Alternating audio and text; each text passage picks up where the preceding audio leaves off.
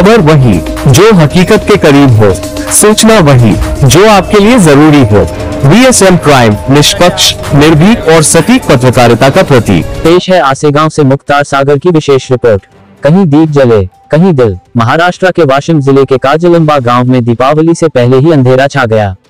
जहां लोग घरों में दिए सजाने की तैयारी कर रहे थे, वहीं कुछ परिवारों के सिर से छत ही छीन ली गई। पुलिस बंदोबस्त के बीच 17 अक्टूबर की शाम 4 बजे काजलंबा के पारधी समाज और बौद्ध समाज के 4 घरों पर बुलडोजर चला दिया गया। 57 वर्षीय उल्लासशाली कराम पवार, उनके 2 बेटों के पक्के घर, किराना दुकान, घरेलू सामग्री सब कुछ मलबे में बदल गया। सूत्रों के अनुसार करीब 15,000 ईंटें, 4 ब्रासलेट, 4 ब्रास गिट्टी और 2 बोरवेल भी पूरी तरह नष्ट कर दिए गए।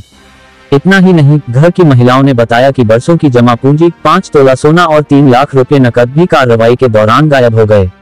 अब इन परिवारों के पास न घर बचा है, न खाना और न कोई उम्मीद की रोशनी।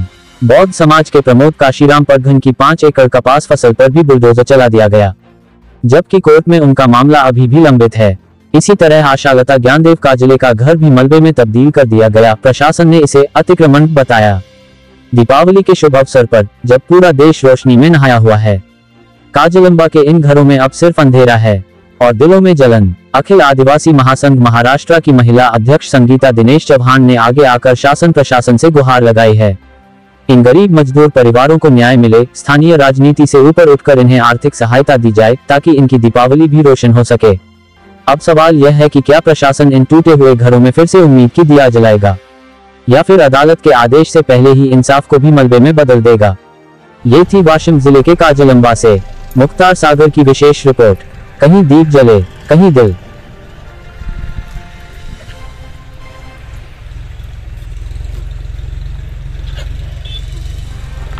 नमस्कार, माझं नाव संगीता चौहान आहे। मी अखिल भारतीय महाराष्ट्र प्रदेश अध्यक्ष, माझ्याकडे पद आहे।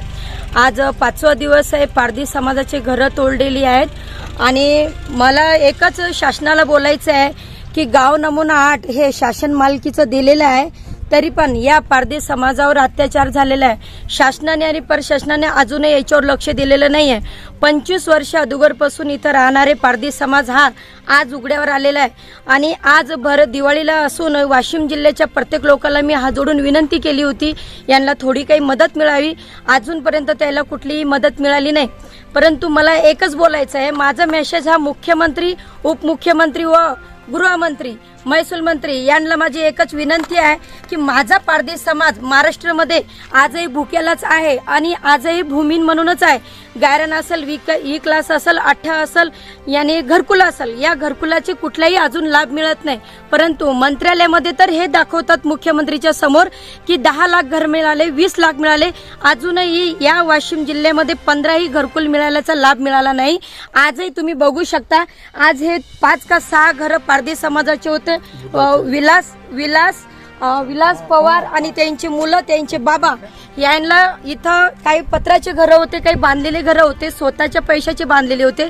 रोज मजुरी आणि एक किराणा छोटासा दुकान चालून त्याने केलेली मेहनत केलेली त्याच्या आज धूळधाणी करून टाकलेली आहे। मला शासनाला एकच बोलायचं आहे, बघा आज पारधी समाज पहिले जंगलामध्ये राहत होता, आज गावाच्या शेजारी राहतो, तरी पण गावचे लोक असो की शासन असो त्यांना मदत का नाही करत। मला एवढंच बोलायचं की माझ्या समाजाला पण मान सन्मान मिळाला पाहिजे। तुम्ही जानवरला मान सन्मान देता, किड्या मंगोड्यालाच तुम्हाला विलाज करता, परंतु पारधी समाजाचा विलाज कधी होणार।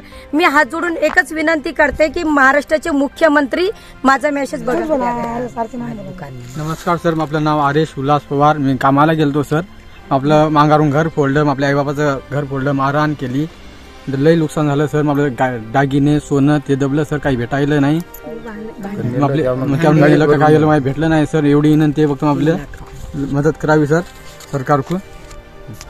परवेश उल्हास पवार सर, किराणा दुकान होतं सर, मग आपल्यावालं त्याच्यावर जगत होतो सर। मी लेकराबाळा पोसत होतो, ते दुकान फोडून टाकलं सर। काही वाचलं नाही, काही नाही, भरून नेलं सर। त्यानं पैसे होते, ते आदला होता, ते सामान होतं, त्यानं भरून नेलं सर। आपल्याजवळ काही नाही राहिलं सर। मी आता जगावं सर, एवढी विनंती आहे सर सरकारकडून की आपली मदत व्हावं।